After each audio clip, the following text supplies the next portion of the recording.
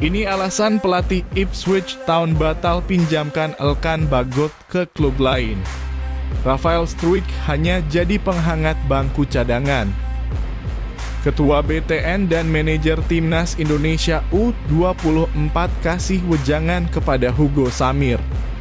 Sebelum lanjut ke berita terlengkapnya, alangkah mulianya bagi kalian untuk tekan tombol like dan subscribe channel ini. Ini alasan pelatih Ipswich Town batal pinjamkan Elkan Bagot ke klub lain. Elkan Bagot, pemain Timnas Indonesia yang bermain di Ipswich Town, awalnya direncanakan akan dipinjamkan ke klub lain. Namun pelatih Ipswich Town, Kieran Mchkena, memutuskan untuk tetap mempertahankannya dalam tim. Keputusan ini diambil karena Mchkena ingin memastikan Bagot tidak jatuh ke tangan pelatih yang salah. Meskipun pemain ini mungkin memiliki lebih banyak waktu bermain jika dipinjamkan, Mchkena memilih untuk mengambil risiko dan mempercayai Bagot untuk tetap berada di Ipswich Town. Mchkena ingin melatih Bagot sendiri dan melihat perkembangannya selama bersama tim, sambil memungkinkan pemain muda ini untuk belajar dari rekan-rekannya yang lebih berpengalaman.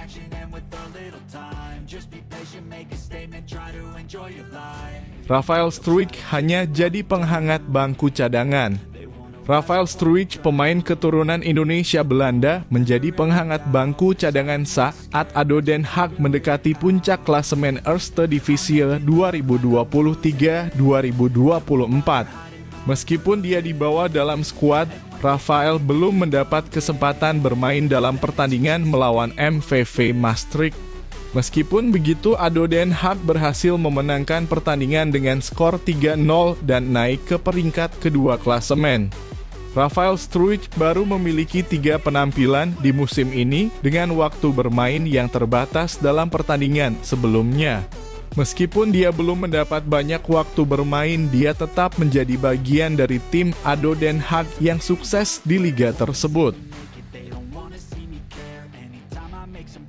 Ketua BTN dan manajer Timnas Indonesia U24 kasih wejangan kepada Hugo Samir.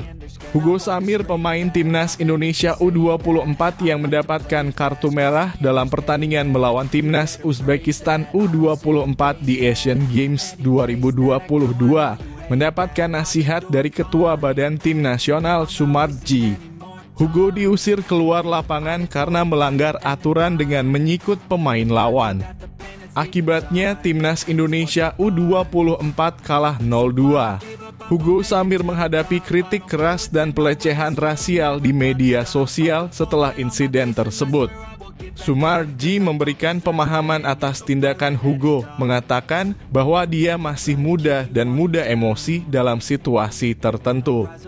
Dia menyatakan bahwa Hugo perlu waktu untuk tumbuh dan menjadi lebih dewasa dalam menangani tekanan. Manajer Timnas Indonesia U24 Endri Irawan juga berharap Hugo dapat mendapatkan dukungan dari penggemar dan belajar dari kejadian tersebut untuk tumbuh menjadi pemain yang lebih baik. Pemain Timnas U17 Indonesia rasakan langsung didikan pelatih Borussia Mönchengladbach.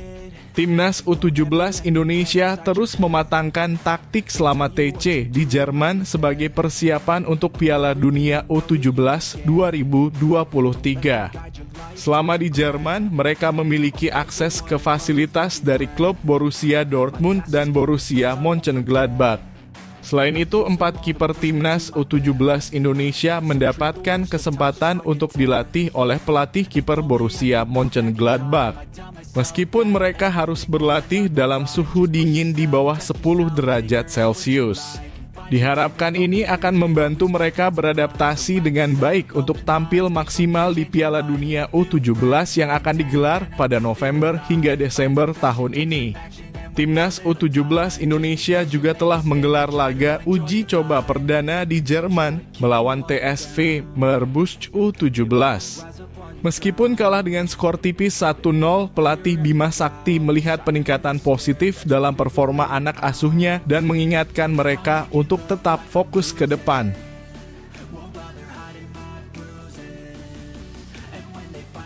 Jordi amat banjir trofi bersama JDT di Liga Malaysia. Bek Johor Darul Takzim, Jordi Amat merasa bangga bisa mewakili Indonesia dalam timnya di klub tersebut. Jordi bergabung dengan JDT pada musim 2021-2022 dan telah menjadi salah satu pemain kunci tim tersebut. Dia mengaku sangat senang bisa mewakili Indonesia, sebuah negara besar, dan bermain untuk salah satu tim terbaik di Asia Tenggara, JDT.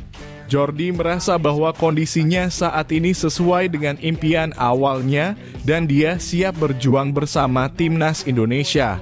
Selain itu, dia memiliki misi untuk berbagi pengalaman sepak bola Eropa dan membantu dalam pengembangan pemain muda di Indonesia. Ini adalah momen yang sempurna dan saya sangat bangga. Saya sangat menikmatinya sekarang. Beradaptasi dengan gaya sepak bola yang berbeda sangat cepat bagi saya. Saya menantikan Piala Asia di Qatar pada bulan Januari ini dan Liga Champions di Johor. Ini adalah periode yang krusial dalam hidup saya, kata Jordi Amat.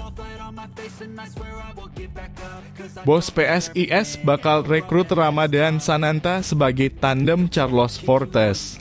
PSIS Semarang berencana mendatangkan striker berkualitas dari timnas Indonesia, Ramadhan Sananta, untuk memperkuat lini serang mereka di BRI Liga 1 2023-2024. CEO PSIS Yoyok Sukawi menganggap Sananta sebagai striker lokal terbaik saat ini dan sedang mencari cara untuk merekrutnya dari Persis Solo. Yoyok melihat potensi kerjasama antara Sananta dan Carlos Fortes di lini serang PSIS yang akan membuat serangan tim semakin tajam.